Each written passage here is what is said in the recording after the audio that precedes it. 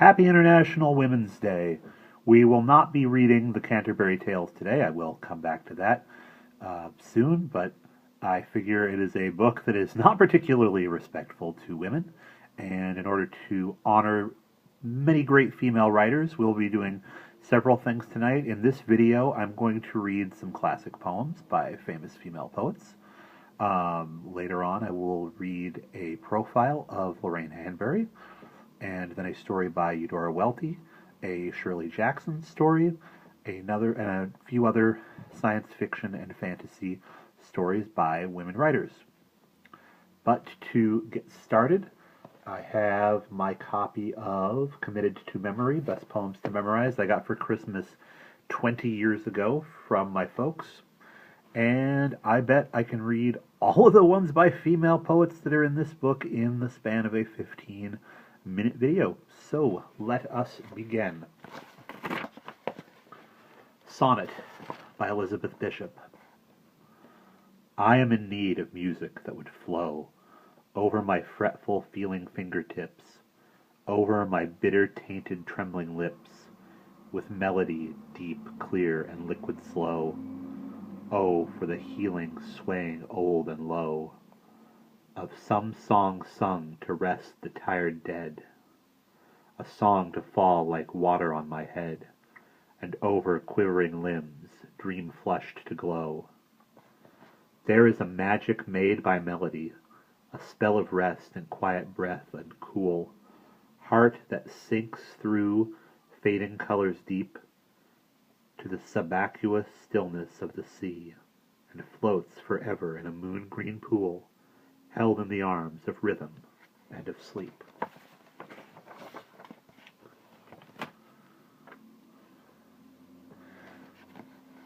The New Colossus by Emma Lazarus. This is printed on the Statue of Liberty.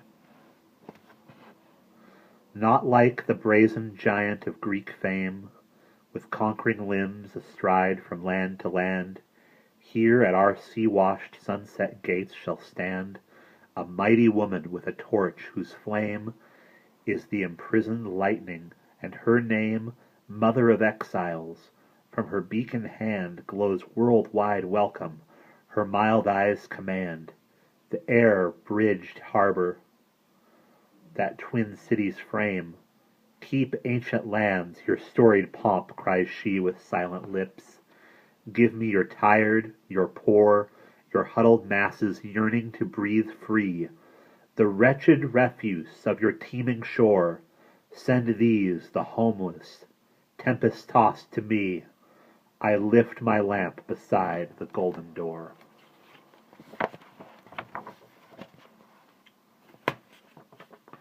Emily Dickinson. Dear March, come in. Dear March, come in. How glad I am. I hoped for you before. Put down your hat. You must have walked. How out of breath you are. Dear March, how are you and the rest? Did you leave nature well? Oh, March, come right upstairs with me. I have so much to tell. I got your letter, and the birds, the maples never knew that you were coming till I called. I declare, how red their faces grew. But March, forgive me, and all those hills you left for me to hew. There was no purple suitable. You took it all with you. Who knocks? That April? Lock the door. I will not be pursued. He stayed away a year to call, when I am occupied, but trifles look so trivial as soon as you have come. That blame is just as dear as praise, and praise as mere as blame.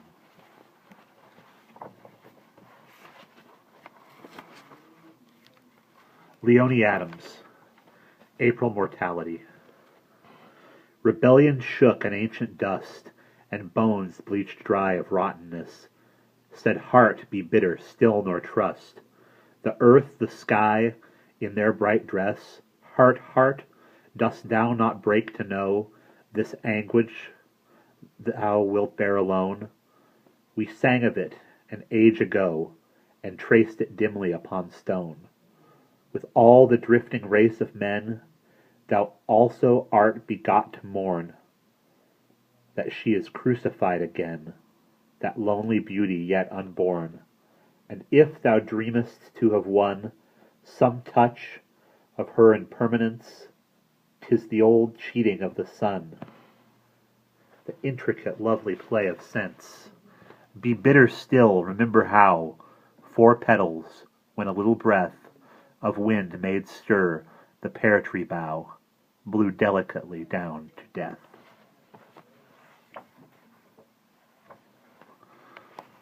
Christina Rossetti, Uphill. Does the road wind uphill all the way? Yes, to the very end. Will the day's journey take the whole long day? From morn to night, my friend. But is there for the night a resting place, a roof for when the slow dark hours begin? May not the darkness hide it from my face? You cannot miss the inn. Shall I meet other wayfarers at night, those who have gone before? Then must I knock or call when just in sight? They will not keep you standing at the door. Shall I find comfort, travel sore and weak? Of labor you shall find the sun. Will there be beds for me and all who seek? Yea, beds for all who come. Eleanor Wiley, The Eagle and the Mole. Avoid the reeking herd. Shun the polluted flock. Live like that stoic bird, the eagle of the rock. The huddled warmth of crowds begats and fosters hate. He keeps above the clouds his cliff inviolate. When flocks are folded warm and herds to shelter run, he sails above the storm. He stares into the sun. If in the eagle's track your sinews cannot leap, avoid the lathered pack. Turn from the steaming sheep. If you would keep your soul from spotted sight or sound, live like the velvet mole, go burrow underground, and there hold intercourse with roots of trees and stones, with rivers at their source, and disembodied bones. There's Christina Rossetti again. This one's called An Apple Gathering. I plucked pink blossoms from mine apple tree, and wore them all that evening in my hair. Then, in due season, when I went to see, I found no apples there. With dangling basket all along the grass, as I had come, I went the self-same track. My neighbors mocked me while they saw me pass, so empty-handed back. Lillian and Lilius smiled in trudging by. Their heaped-up basket teased me like a jeer. Sweet-voiced they sang beneath the sunset sky. Their mother's home was near. Plump Gertrude passed me with her basket full. A stronger hand than hers helped it along. A voice talked with her through the shadows cool, more sweet to me than song. Ah, Willie, Willie, was my love less worth than apples with their green leaves piled above? I counted rosiest apples on the earth, of far less worth than love. So once it was with me you stooped to talk, laughing and listening in this very lane, to think that by this way we used to walk. We shall not walk again. I let my neighbors pass me, ones and twos and groups. The latest said the night grew chill, and hastened, but I loitered. While the dews fell fast, I loitered still. Emily Bronte, Stanzas.